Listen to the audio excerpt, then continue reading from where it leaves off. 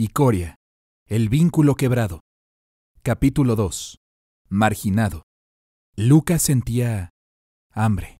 Había acabado con los bípedos, pero sabían mal. Todo cartílago y hueso. Dolor.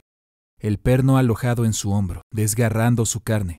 Y por encima de todo una presión, una luz roja en el fondo de su mente. Un impulso que le obligaba a ir a lugares a los que preferiría no ir. Peligros a los que preferiría no enfrentarse. Un extraño imperativo. Destruye la ciudad, rompe los muros, destruye las torres, derriba los cristales, mata a los bípedos. Destruye, destruye, destruye. Abrió los ojos y gritó. Jirina se dirigía a la enfermería de la ciudadela, sin correr, pues eso comprometería su dignidad, pero moviéndose tan rápido que su joven ayudante tenía que correr para mantenerse a su ritmo. ¿Está despierto?, preguntó. ¿Está seguro? Sí, señora, respondió el chico. Al menos cuando los doctores me lo enviaron. ¿Ha dicho algo? No estoy seguro, señora. Me han enviado a buscarla de inmediato. ¿Se lo han contado a alguien más? No lo sé, señora. Lo habían hecho. Había una teniente de personal esperando junto a la puerta del cuarto de Luca. Una recatada mujer con un cuaderno y un lápiz. Jirina le dedicó una mirada fulminante. Me gustaría hablar sola con mi prometido, dijo. Claro, dijo la teniente con un saludo rápido. Los dejaré solos tan pronto como haya registrado el informe del capitán de lo ocurrido. Jirina apretó los dientes. El capitán puede informar más tarde. Es importante obtener sus primeras impresiones, insistió la teniente con una leve sonrisa. Órdenes del general, señora. Esas eran las palabras mágicas que significaban que no había nada más que decir. Jirina se serenó, suavizando su expresión, y abrió la puerta. Era un cuarto privado para enfermos, con una cama individual reservada para pacientes importantes. Un par de médicos, uno con el brazalete con incrustaciones de cristal del cuerpo arcano, estaba de pie junto a una cama elevada donde Luca estaba sentado, apoyado sobre un montón de almohadas. Algo en el pecho de Jirina se relajó al verlo. No parecía herido más allá de una venda en un brazo y un rasguño en la frente, y estaba despierto y hablando con uno de los médicos. Reprimió sin piedad la necesidad de correr a su lado. Papá está mirando. Siempre está mirando. El general desaprobaba las excesivas muestras de sentimentalismo. Jirina. Luca se enderezó. Gracias a los dioses. Nadie me cuenta nada. Intente mantener la calma, capitán, dijo uno de los médicos. ¿Está muy herido?, preguntó Jirina, con su estómago volviéndose a contraer. Los médicos se miraron los unos a los otros. Fue el del cuerpo arcano quien habló. No creemos, pero hubo un evento que no entendemos del todo, y todavía lleva un residuo arcano. Es un tipo de magia que no hemos visto antes. ¿A qué te refieres con un evento?, dijo Luca. ¿Alguien me va a decir qué le pasó a mi equipo? Jirina, ¿puedes sacarme de aquí? Desde luego que no, dijo el otro médico. Va a tener que quedarse, capitán. El lápiz de la teniente del personal estaba rechinando con rapidez en su cuaderno, anotando todo lo que sucedía. ¡Basta!, ladró Jirina. Se giró hacia los médicos. ¿Nos disculpan por unos minutos? Prometo no permitir que el paciente haga ningún esfuerzo. Tras un momento, ambos decidieron que no valía la pena tratar de discutir con la hija del general. Asintieron y salieron de la habitación, cerrando las puertas tras ellos. Jirina lanzó una mirada a la teniente del personal, que mantenía su suave sonrisa, sentada en un taburete en una esquina. Su lápiz todavía descansaba sobre el cuaderno. Por favor, Jirina, dijo Luca.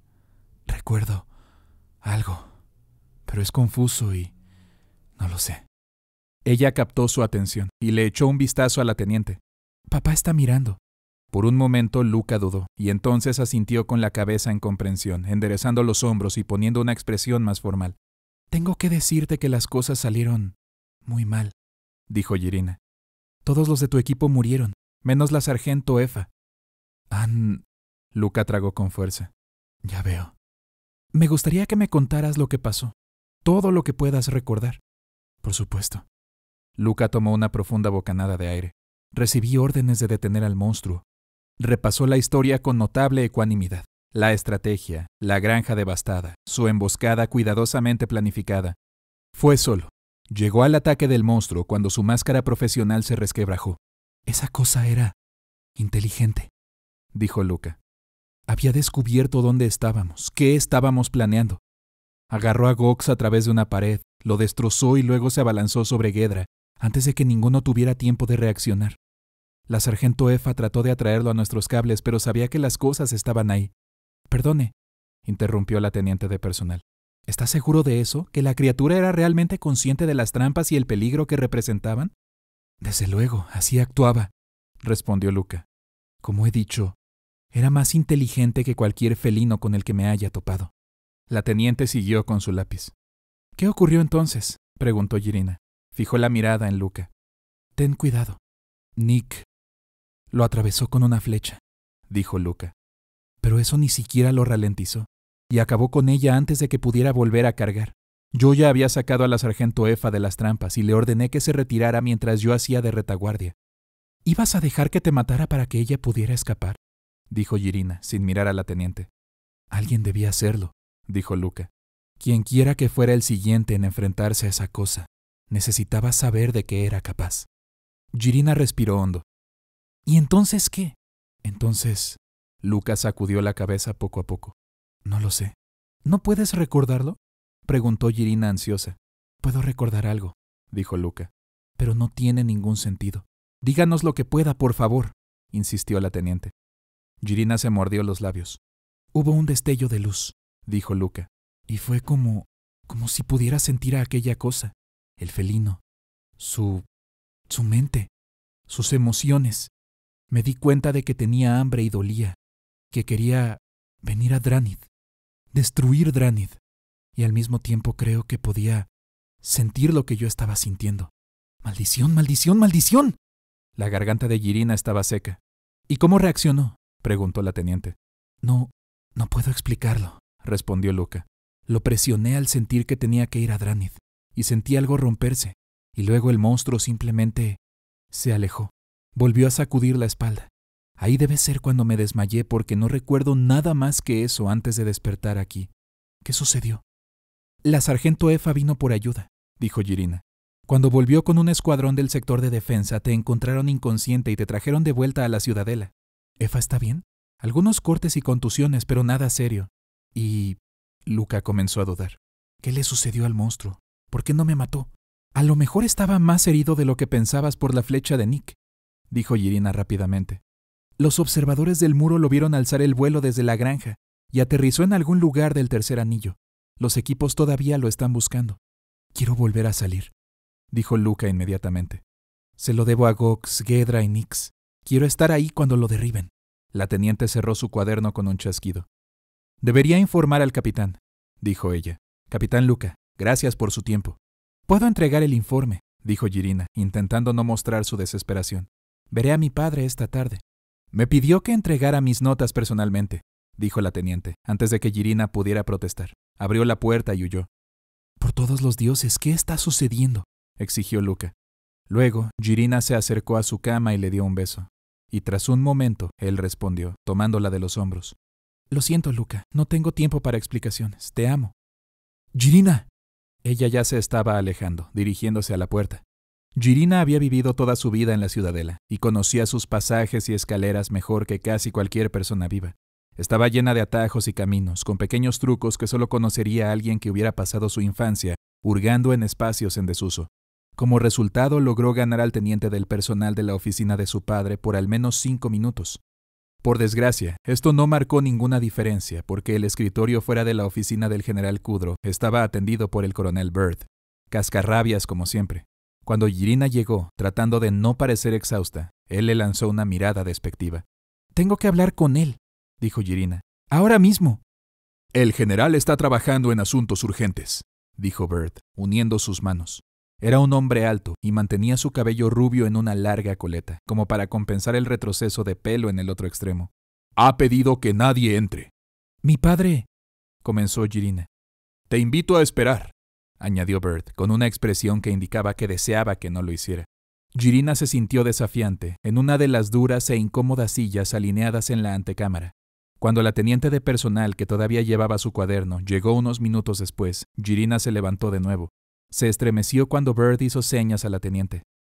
«Pensaba que habías dicho que estaba ocupado con asuntos urgentes», espetó Jirina. «Esto eran sus asuntos urgentes», dijo Byrd con una asquerosa mueca. «Por favor, siéntete libre de seguir esperando». La espera no fue larga, al menos. La teniente apareció solo unos minutos después y la voz del general la siguió.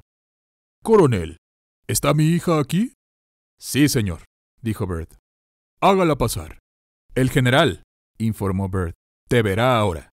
Jirina ya estaba pasando a su lado. La oficina de su padre estaba en el último piso de la ciudadela, con ventanas en 3 paredes. Tenía una enorme losa por escritorio y una pizarra de corcho en su pared, llena de mapas y avisos. Aparte de eso, la sala estaba casi vacía, como un ejemplo del tipo de excesiva disciplina que el general deseaba que sus oficiales emularan. El general Kudro, comandante de los capas de cobre de Dranith, ya no estaba en la flor de la vida, pero no se había dejado ablandar. Su cabeza rapada brillaba como si hubiera sido pulida, y su bigote, aunque se había vuelto gris, todavía era grueso y fuertemente encerado. No era un hombre alto, pero su presencia era tal que se destacaba en cada conversación. Su voz era un profundo rumor grave, pulido y suave por las órdenes de gritos en un centenar de campos de batalla. Jirina se incorporó frente a su escritorio y saludó con la mano sobre el pecho. Su padre asintió con la cabeza. Se fijó en que su escritorio estaba vacío, a excepción del cuaderno que le había entregado la teniente y una sola hoja de papel. «¿Capitán?» Nunca le hablaba de manera informal mientras estaba de servicio, y estos días siempre estaba de guardia. «Supongo que acaba de hablar con el capitán Luca».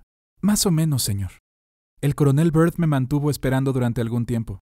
¿Puedo señalar de nuevo su insolente...» «El coronel Byrd seguía mis instrucciones», dijo el general. «Quería revisar el informe del capitán por sí mismo, antes de que agregara su opinión». «Señor, con todo respeto, ¿y si hubiera podido llegar a mí primero, capitán, qué habría dicho?» Jirina hizo una pausa. «Que el capitán Luca parecía confundido de verdad sobre lo ocurrido en aquella granja». «Así es». Kudro golpeó el cuaderno con un dedo. «Y que su informe coincide sustancialmente con el que nos dio la sargento Efa». «¿Qué era?» Pasó a otra página del cuaderno. El capitán y el monstruo estaban conectados por una línea de luz verde, y tras unos minutos el monstruo se dio la vuelta y se fue. «No sabemos qué ha causado el efecto», dijo Jirina. «¿Podría ser algo sobre esta criatura en particular?» «Ha leído los mismos informes que yo», le recordó el general. «Las descripciones de esta nueva infección». «Nuestra información no es fiable». «Al contrario, todos nuestros agentes están de acuerdo en lo básico. Humanos formando un vínculo arcano con monstruos». Pronunció la palabra como si fuera algo desagradable. «Esos humanos luego mostraban compasión por sus monstruos, incluso yendo tan lejos como para dejar sus asentamientos y vivir en la espesura con ellos». Resopló sacudiendo la cabeza. «Sabíamos que era solo cuestión de tiempo antes de que la enfermedad llegara a Dranith. No permitiré que se establezca aquí». «Señor», Jirina inculcó la quietud en su rostro, aunque su corazón estaba acelerado. «Conoce al capitán Luca desde hace años. ¿En todo ese tiempo ha tenido alguna vez razón para creer que es menos leal a esta ciudad?» «Claro que no», espetó el general. «Apenas había aceptado su matrimonio de otra forma». «Entonces, ¿por qué deberíamos pensar que será desleal ahora? En todo caso, este efecto podría funcionar a nuestro favor. Si puede comunicarse con los monstruos, entonces quizá...» «No hay un quizá», gruñó Kudro. «Y no habrá comunicación porque no hay nada con lo que comunicarse. Los monstruos no desean nada más que la destrucción de la humanidad. No hacen ofertas, y lo único que los frena es la valentía de hierro de cada hombre y mujer en los capas de cobre. No somos bordelava, escondidos en un agujero, ni puerto aéreo, huyendo de la confrontación. Somos Dranith, demonios, y encaramos las duras verdades». Jirina lo miró sin decir nada. El general volvió a tocar el cuaderno y lo hizo a un lado. Aún leyendo al revés, Jirina podía distinguir el encabezado de papel de debajo. «Aviso de detención para el capitán». Mantuvo la mirada en el rostro de su padre. «En este caso, la verdad es que el capitán Luca está comprometido», dijo este. «No dejes que tus emociones nublen tu juicio, y créeme cuando digo que no es nada fácil para mí tampoco. Sabes que consideré poner a tu prometido entre las luces principales de los capas de cobre. En unos años, con algo de experiencia, incluso podría haber aspirado a ser mi sucesor. Pero nada de esto puede permitirnos cegarnos ante el posible peligro que representa». «No hay pruebas de que presente ningún peligro». «Excepto por su desconocida conexión arcana sin precedentes con un monstruo extremadamente peligroso de un tipo nunca antes catalogado», dijo Kudro. «En serio, capitán». «Padre», Jirina contuvo su furia. «¡Por favor!» «Cuando te pones ese uniforme», añadió Kudro con una voz baja y peligrosa, «acuerdas vivir como una capa de cobre y estar sujeta a las mismas reglas que todos los demás. Puedo consentirte algo de vez en cuando, pero no toleraré que cuestiones mis órdenes. ¿Entendido?». Hubo un largo silencio. Sí, señor. Jirina se enderezó e hizo un saludo. Entendido. Muy bien. Kudro miró por encima de ella.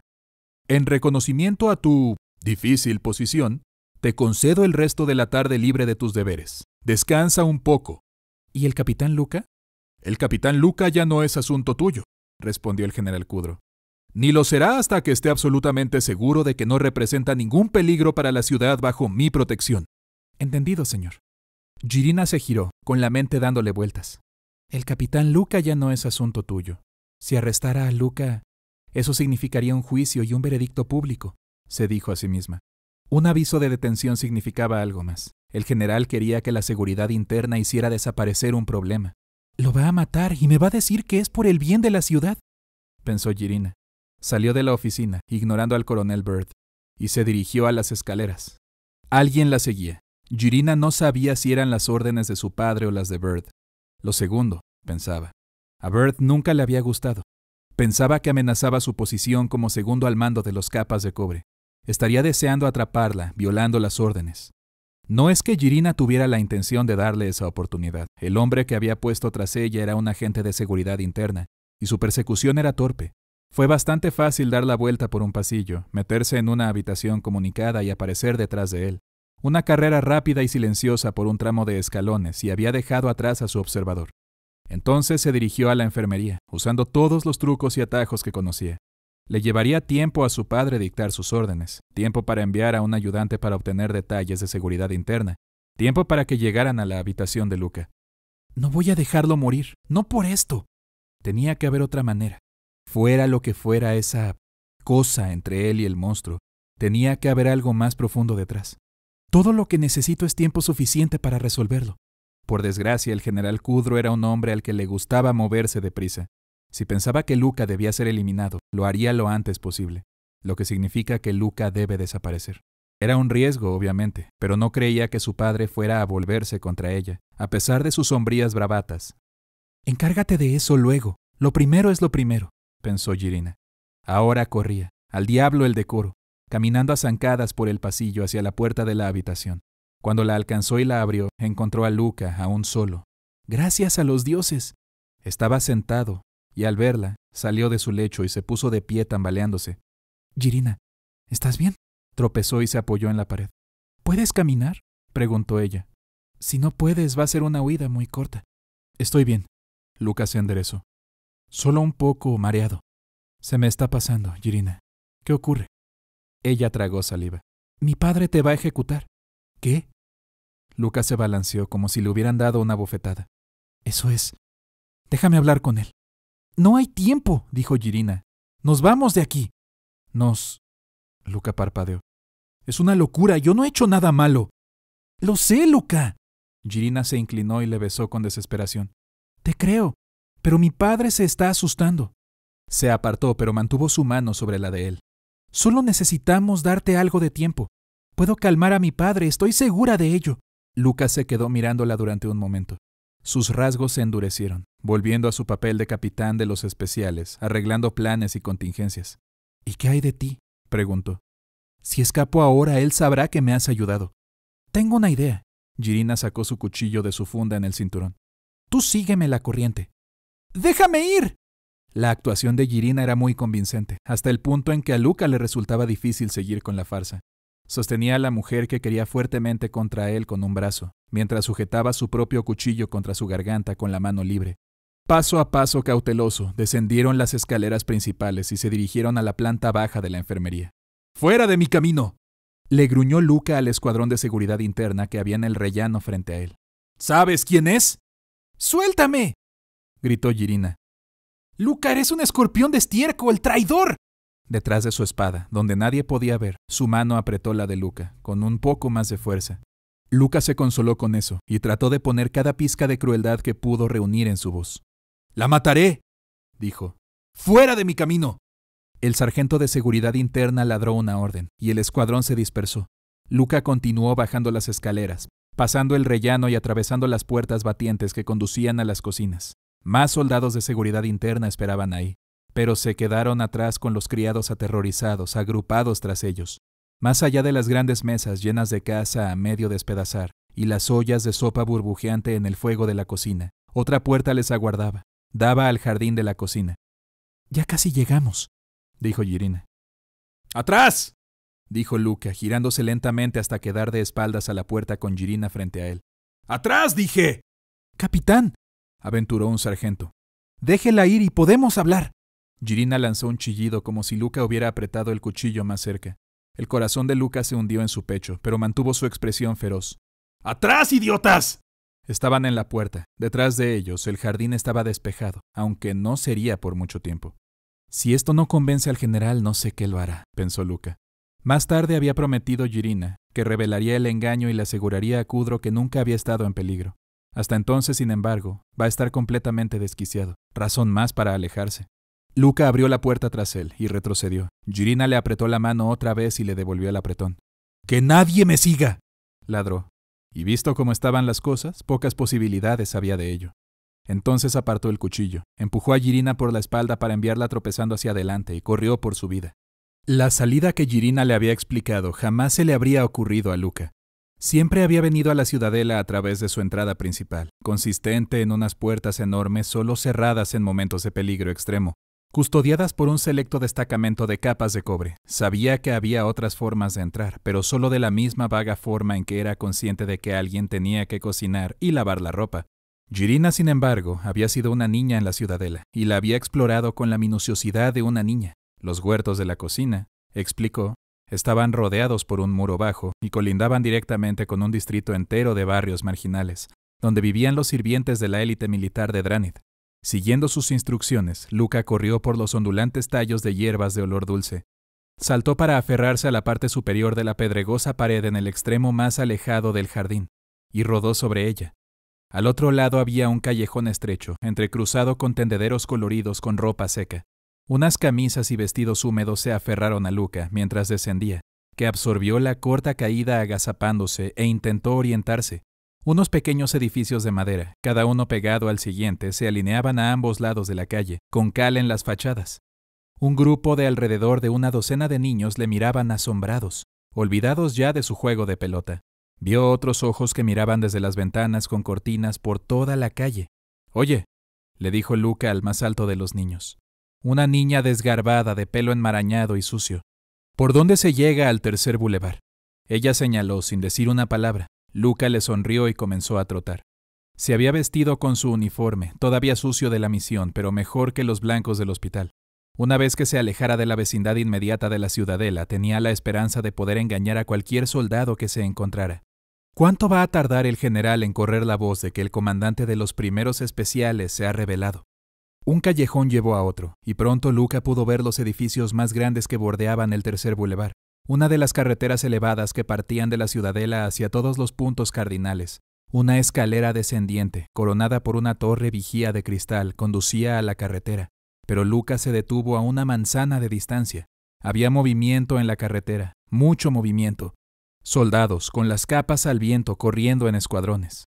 O algún monstruo ha elegido este momento para atacar la ciudad, y no creía que pudiera tener tanta suerte, o el general se ha vuelto realmente paranoico. Rastrear a Luca no justificaba movilizar a la mitad de la guarnición, pero aquí están los capas de cobre, fluyendo a lo largo de la carretera en una gran movilización, y si están aquí, estarán en todas partes. Luca retrocedió a la sombra de un callejón. Quizás sea más complicado de lo que pensaba. En el transcurso de las siguientes horas tomó una serie de decisiones.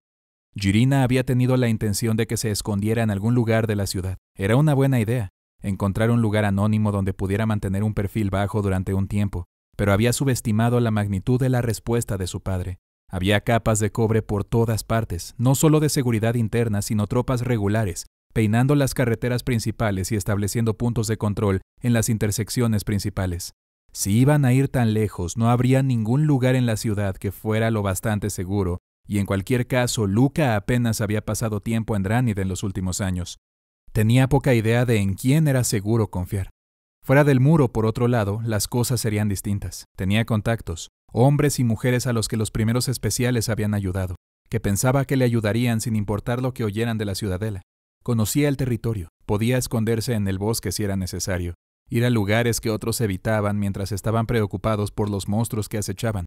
La ironía de su vida era que, después de 2 décadas defendiendo su ciudad, conocía mejor la condenada espesura llena de monstruos que el lugar por el que luchaba. Llegar más allá del muro era más fácil de decir que de hacer. Sin embargo, había esperado correr más rápido que la noticia de su huida. Pero con las carreteras cortadas se había visto obligado a elegir el camino largo, atravesando callejones y calles laterales hacia el borde de Dranid. Los mensajeros se movían de un lado a otro en las carreteras elevadas, y sin duda toda la guarnición habría sido puesta en alerta para entonces. Se había dirigido a una de las pequeñas puertas occidentales donde no habría mucho tráfico civil. Había parecido una buena idea en ese momento. La guardia en esas puertas generalmente era más pequeña y menos atenta. Pero ahora que estaba ahí, agachado tras un carro a una manzana del muro, estaba empezando a parecer mala idea. En una puerta más grande podría haber intentado mezclarse, deshacerse de su uniforme y esperar esconderse entre la corriente de comerciantes que siempre iban y venían, aunque solo había media docena de soldados vigilando la entrada del tamaño de una puerta trasera. No había posibilidad de que no se fijaran en él. Tenía su espada, por supuesto, y dudaba que el tipo de reclutas y veteranos asignados al servicio de guardia estuvieran a la altura de un capitán de los especiales. Pero eso significaría derramar sangre de sus compañeros capas de cobre, y Luca no estaba seguro de poder hacerlo. Además, eso solo dificultaría el regreso. Hasta ahora, solo había amenazado a Jirina y huido. Con suerte, crímenes no imperdonables, una vez que ella lo explicase. Pero si mato a alguien, sin embargo, eso apenas importa. No puedo matar a un crío en su primer año de servicio solo por obedecer órdenes legítimas, pensó Luca. Así que el sigilo quedaba descartado, y la lucha quedaba descartada. Eso le dejaba con un farol y la esperanza de que esos soldados no hubieran prestado demasiada atención a sus nuevas órdenes. Luca frotó un nudillo en la empuñadura de su espada, se alisó la capa y trató de caminar hacia la puerta como si no le importara el mundo. Tal como esperaba, el medio escuadrón de guardia era una mezcla de críos y veteranos. Había un viejo sargento, un hombre con un espeso bigote canoso y calva brillante, con una mujer mayor como su cabo y 4 adolescentes con la armadura mal ajustada. Al ver la insignia de Luca, todos se enderezaron y saludaron, con los puños dando un golpe contra su armadura. «Buenas tardes, sargento», dijo Luca con un afable asentimiento. «Siga con el buen trabajo». «Sí, señor», exclamó el hombre. «Gracias, señor».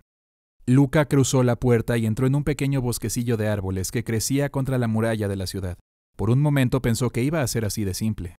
Pero el cabo se había inclinado hacia uno de los chicos, que señalaba y susurraba con urgencia.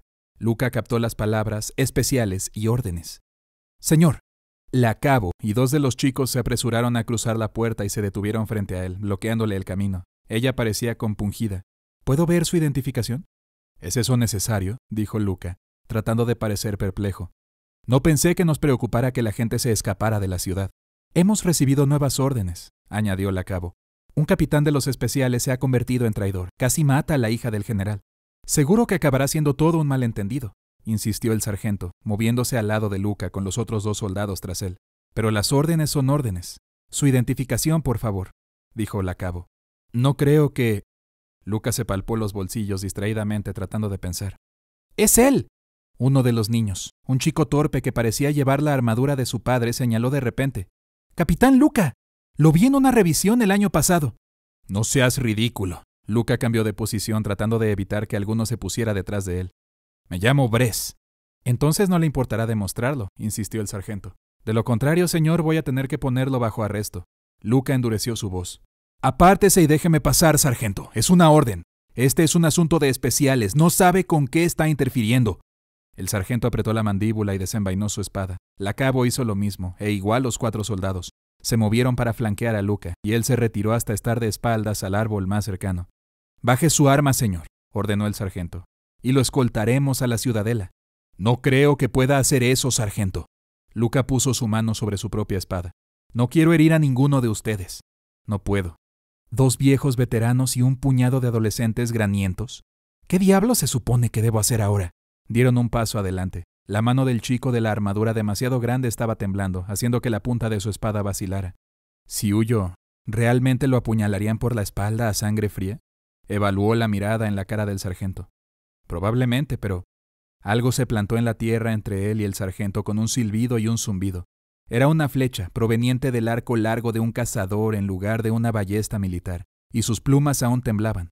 Justo cuando Luca y el sargento se giraron para buscar al tirador, una energía verde estalló desde donde se había clavado la flecha. como un torbellino de motas translúcidas que se movieron y tomaron la forma de ¿un alce? Algo parecido a un alce. En cualquier caso, era más grande que cualquier alce que Luca conociera y más voluminoso, pero con las mismas proporciones generales y la misma enorme cornamenta. El animal estaba compuesto enteramente de luz verde translúcida, con los guardias claramente visibles a través de su cuerpo y con reflejos de energía girando constantemente sus flancos. Resopló y una pata golpeó la tierra. ¡Qué demonios! Los guardias retrocedían y los chicos se quedaron mirando al sargento. Se sopló el bigote y blandió su espada. «Capitán, deshaga esta magia de inmediato». El alce cargó, con la cornamenta bajada. El sargento chilló y se lanzó a un lado, dejando caer su espada, y la criatura giró la cabeza y lo golpeó por detrás al pasar, haciéndolo rodar por la tierra. Uno de los chicos atacó salvajemente a la cosa a medida que pasaba, con su espada desgarrando una larga línea de chispas verdes por su costado. El alce giró furioso, y ella chilló y corrió por él. La cabo gritó algo sobre mantenerse firme, pero otra flecha siseó desde la oscuridad y golpeó el suelo tras ella. Surgieron más chispas verdes, tomando la forma del jabalí más grande que Luca hubiera visto jamás. Erizado, de pelo rígido y denso, cargó por la cabo con un chillido salvaje, derribándola y trepando triunfante sobre su espalda. Otro de los jóvenes soldados se movió para ayudarla, solo para retirarse cuando el alce se levantó y cargó con sus cuernos. «¡Por aquí!», dijo una mujer. La voz, como las flechas, provenía de las profundidades de los árboles. «¡Ay, por los dioses! ¿Y ahora qué?». Por un lado, Luca no tenía ni idea de lo que estaba sucediendo o quién trataba de ayudarle, y por otro, le ofrecían la oportunidad de alejarse de la ciudad sin tener que matar a nadie. Tal como están las cosas, a caballo regalado no le mires el diente, o alce regalado en este caso. «¡Lo siento!», le dijo al sargento boca abajo cuando pasó corriendo. El alce rebuznó triunfante, formando un extraño dueto con el chillido extático del jabalí. Luca los dejó a ellos y a la ciudad de Dránida atrás, y se dirigió al bosque y la figura envuelta que esperaba en sus sombras.